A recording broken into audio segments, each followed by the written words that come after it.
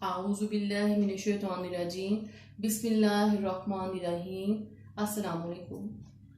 प्यारे बच्चों, उम्मीद है कि आप सब खैरियत से होंगे और यकीनन अपनी ऑनलाइन क्लासेस से भरपूर फ़ायदा उठा रहे होंगे। आज हमारा ये क्लास 7 इस्लामियात का पहला ऑनलाइन लेक्चर होगा और हमारी ये इस्लामियात की किताब भी 6 क्लास की किताब की तरह ही तरतीब दी गई है, जिसमें इसका बाब नंबर अव्वल जो है वो कि अल कुरानुल करीम यानी हिस्सा नाज़रा से मुतालिक है। और बेटा ये आपके मिड टर्म सिलेबस का हिस्सा भी है, जिसमें सूरतुल दुहा, सूरतुल ज़िलज़ाल, कलमा अव्वल तक कलमा शशम मा तर्जुमा, आयतुल कुर्सी। मुझे उम्मीद है कि आप इस हिस्सा नाज़रा को रोज़ाना बाकायदगी से पढ़ रहे होंगे और उसको थोड़ा थोड़ा करके याद करने की कोशिश कर रहे होंगे। मेरी वालिदैन से खुसूसी गुजारिश है कि बच्चों को अपनी मुकम्मल रहनुमाई में इसे याद करवाएं। अब आते हैं बाब नंबर 2 की तरफ, जो कि है ईमानियात और इबादात। ईमानियात ईमान की जमा और इबादात इबादत की जमा है। प्यारे बच्चों, जैसा कि हमने क्लास 6 में इसका पहला हिस्सा पढ़ा था, जो कि ईमान अकीदा तौहीद से मुतालिक था। अब हम इसका दूसरा हिस्सा पढ़ेंगे, जो है रसूलों पर ईमान यानी रिसालत और इसके तकाज़ों से मुताल्लिक। जी तो बच्चों, इसकी रीडिंग स्टार्ट करते हैं। ईमानियात, रसूलों पर ईमान, रिसालत और इसके तकाज़े। रसूलों पर ईमान, रसूल के लुग़वी मायने पैगाम देकर भेजा हुआ के हैं। पैगाम देकर भेजा हुआ यानी कि ख़ास तौर पर जिस इंसान को पैगाम देकर भेजा हो वो है इसके मायने, यानी रसूल के लुग़वी मायने पैगाम देकर भेजा हुआ के हैं। इस्तिलाह में रसूल के मायने हैं ऐसा बरगज़ीदा शख्स, बरगज़ीदा यानी नेक और मुत्तकी शख्स, जो अल्लाह ताला का पैगाम लोगों तक पहुँचाए। यानी कि अल्लाह ताला अपने ख़ास बंदों को मुंतखब करता है उस काम के लिए, जो कि अल्लाह ताला का पैगाम लोगों तक पहुँचाते हैं। अल्लाह ताला ने अपना पैगाम लोगों तक पहुँचाने के लिए जिन ख़ास बंदों को मुंतखब फरमाया उनको नबी और रसूल कहा जाता है। नबी और रसूल कहा जाता है। यहाँ बच्चों मैं आपको बताती चलूँ, नबी और रसूल में क्या फ़र्क है।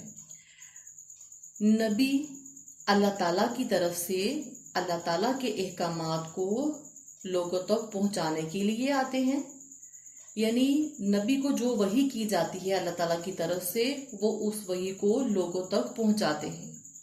नबी और रसूल में ये फ़र्क है कि रसूल भी अल्लाह ताला की वही को लोगों तक पहुँचाते हैं, लेकिन रसूल के ऊपर या रसूलों के ऊपर अल्लाह ताला की तरफ से कोई आसमानी किताब भी नाजिल की गई होती है।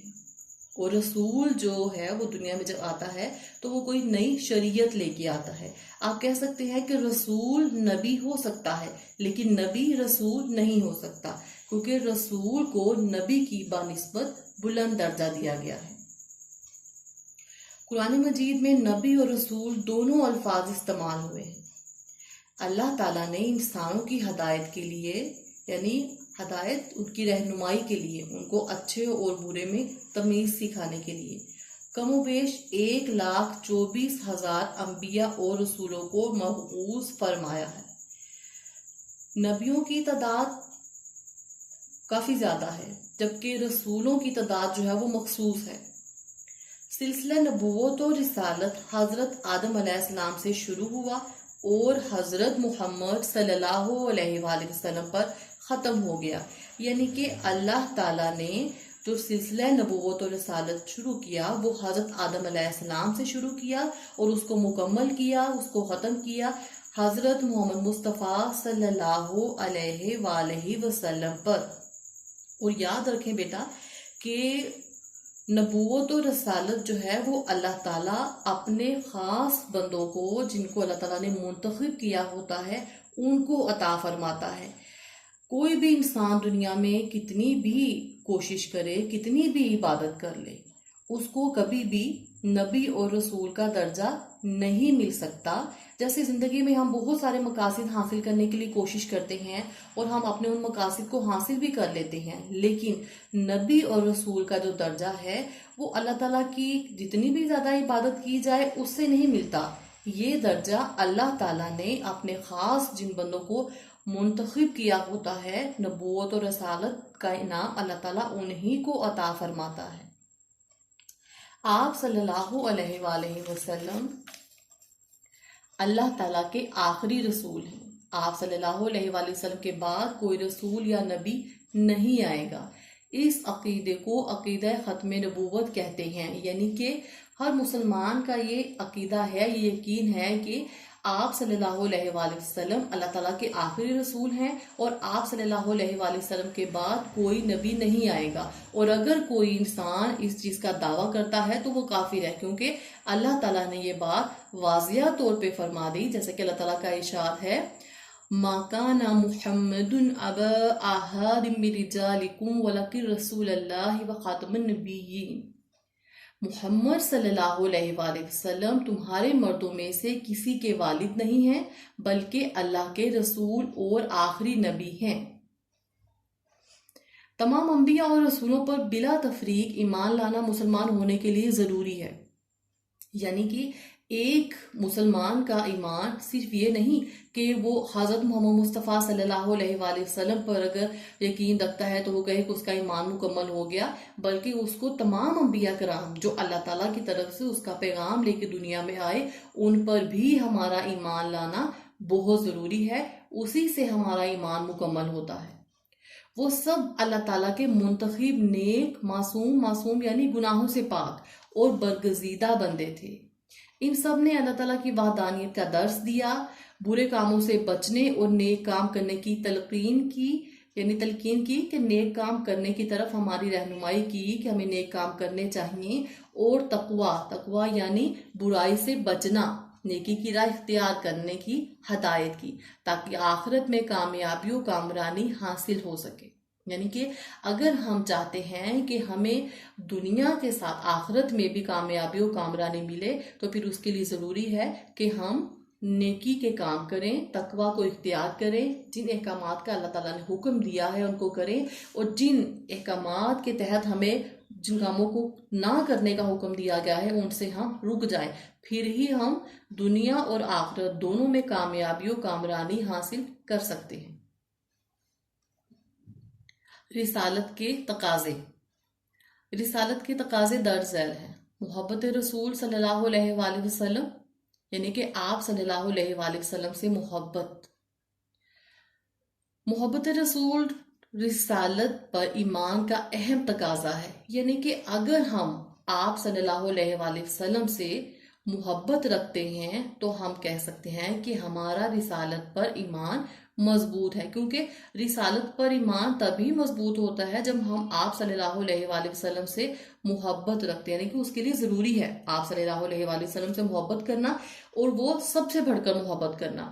جیسا کہ دیکھیں حضرت صفوان بن قدامہ رضی اللہ عنہ فرماتے ہیں کہ میں نے حضور اکرم صلی اللہ علیہ وآلہ وسلم کی خدمت میں عرض کیا کہ اپنا دست اقدس بڑھائیں، یعنی کہ اپنا ہاتھ مبارک بڑھائیں، میں آپ صلی اللہ علیہ وآلہ وسلم کی بیعت کرنا چاہتا ہوں۔ بیعت سے کیا مراد ہے بیٹا؟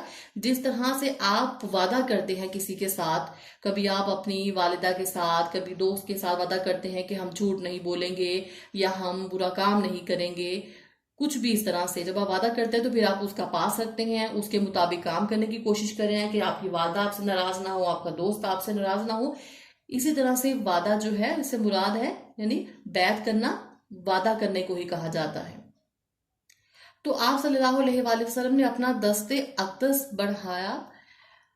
میں نے بیعت کرتے ہوئے عرض کی یا رسول اللہ صلی اللہ علیہ وآلہ وسلم، مجھے آپ صلی اللہ علیہ وآلہ وسلم سے محبت ہے۔ کتنی خوبصورت بات بیان کی گئی ہے کہ آپ صلی اللہ علیہ وآلہ وسلم نے فرمایا آدمی کا حشر اسی کے ساتھ ہوگا جس سے اسے محبت ہوگی، اور بچوں کون نہیں چاہے گا کہ اس کو حضور نبی کریم صلی اللہ علیہ وآلہ وسلم کی محبت حاصل ہو، وہ بھی کب؟ جب آخرت میں मैदान हश्र जब हो तो हमें आप सल्लल्लाहु अलैहि वसल्लम की मोहब्बत हासिल हो। कौन बदकिस्मत होगा जो ऐसा नहीं चाहेगा।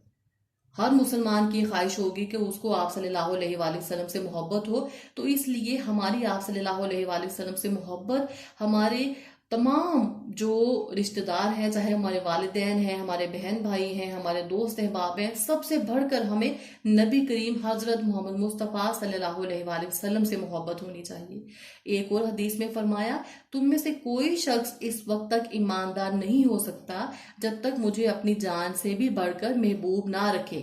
बच्चे देखिए, जिस तरह से अल्लाह ताला का महबूब कौन है, हुजूर नबी करीम सल्लल्लाहु अलैहि वसल्लम। अल्लाह ताला कितनी मोहब्बत करते हैं आप सल्लल्लाहु अलैहि वसल्लम से कि आप सल्लल्लाहु अलैहि वसल्लम के बाद अल्लाह ताला ने नबूवत का सिलसिला जो था उसको मुकम्मल कर दिया, खत्म कर दिया। आप सल्लल्लाहु अलैहि वसल्लम के बाद कोई नबी नहीं आएगा, ये अल्लाह ताला ने फरमाया।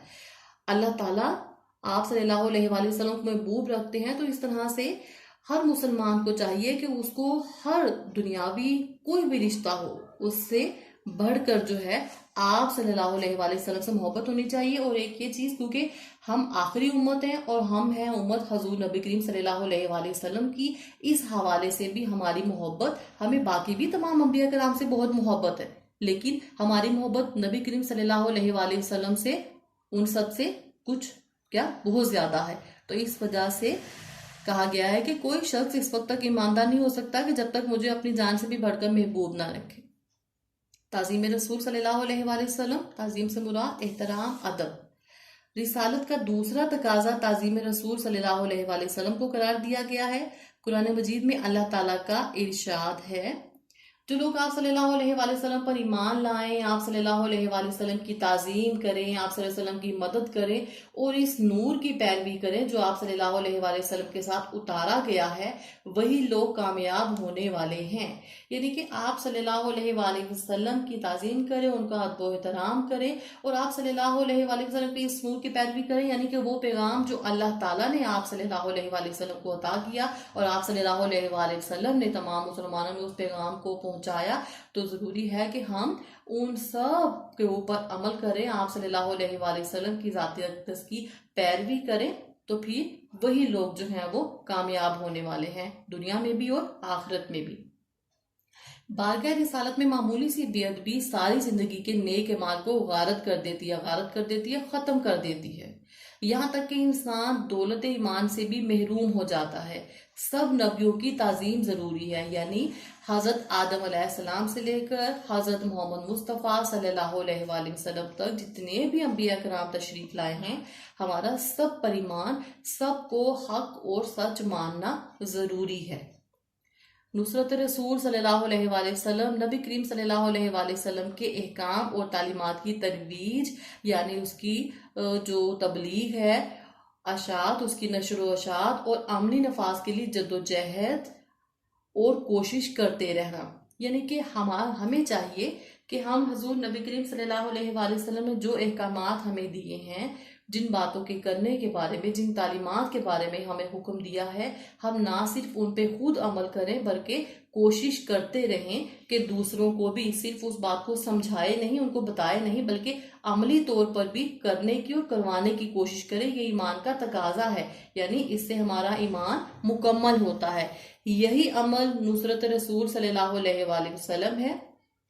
अल्लाह ताला ने मुसलमानों पर एहसान किया है कि इनमें अपने प्यारे हबीब सल्लल्लाहु अलैहि वसल्लम को मबूस फरमाया है। यानी कि देखिए, अल्लाह ताला को सबसे ज्यादा मोहब्बत किससे है? हजूर नबी करीम सल्लल्लाहु अलैहि वसल्लम से।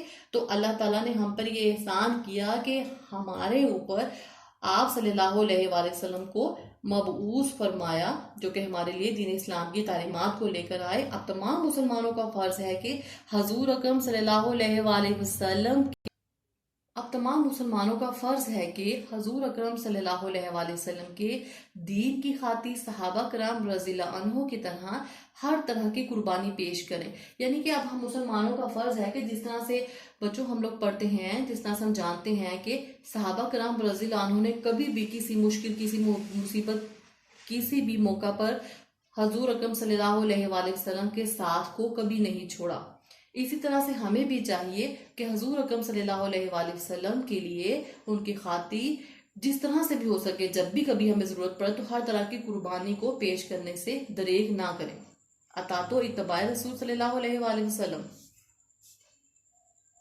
رسول اکرم صلی اللہ علیہ وآلہ وسلم کے ہر حکم کی اطاعت کرنا یعنی ہر حکم کو ماننا اور زندگی کے سب معاملات میں آپ صلی اللہ علیہ وآلہ وسلم کے احکام اور ہدایات پر چلنا رسالت پر ایمان کا ایک تقاضا ہے، یعنی پر رسالت پر ایمان کے لیے ضروری ہے کہ ہم آپ صلی اللہ علیہ وآلہ وسلم کے ہر حکم کی اطاعت کریں۔ زندگی کے سب معاملات میں آپ صلی اللہ علیہ وآلہ وسلم کے احکام اور ہدایات یعنی کہ آپ صلی اللہ علیہ وآلہ وسلم نے جس طرح سے ہماری رہنمائی فرمائی ہے اس طرح سے ہم تمام معاملات جو ہیں زندگی کے ان کو حل کرنے کی کوشش کریں اور آپ صلی اللہ علیہ وآلہ وسلم کی ذات اقدس کی پیروی کریں۔ اللہ تعالیٰ کی اطاعت کا واحد طریقہ یہی ہے کہ نبی کریم صلی اللہ علیہ وآلہ وسلم کی اطاعت کی جائے، یعنی کہ اگر کوئی انسان چاہتا ہے کہ وہ اللہ تعالیٰ کی اطاعت کرے تو اس کو چاہیے کہ حضور نبی کریم صلی اللہ علیہ وآلہ وسلم کی اطاعت کرے، کیونکہ جس نے نبی کریم صلی اللہ علیہ وآلہ وسلم کی اطاعت کی سمجھے اس نے اللہ تعالیٰ کی اطاعت کی، کیونکہ نبی کریم صلی اللہ علیہ وآلہ وسلم نے زندگی میں جتنے بھی جو عملی طور پہ کوئی بھی کام کیے انہوں نے اللہ تعالیٰ کی طرف سے جو ان کو وحی کیے گئے یا اللہ تعالیٰ کی طرف سے جو فرمایا گیا انہوں نے اسی پہ عمل کیا۔ اللہ تعالیٰ کا ارشاد ہے، اے مومنو اللہ کی اطاعت کرو اور اس کے رسول کی اطاعت کرو، یعنی کہ اللہ کی اطاعت کرو اور اس کے رسول صلی اللہ علیہ وآلہ وسلم کی اطاعت کرو۔ رسول اللہ صلی اللہ علیہ وآلہ وسلم کی مبارک سنتوں کی اتباع بھی ضروری ہے۔ سنت سے مراد وہ تمام کام جو نبی کریم صلی اللہ علیہ وآلہ وسلم نے اپنی زندگی میں کیے وہ ہمارے لیے سنت ہیں اور ہمارا ان کے اوپر عمل کرنا بھی ضروری ہے۔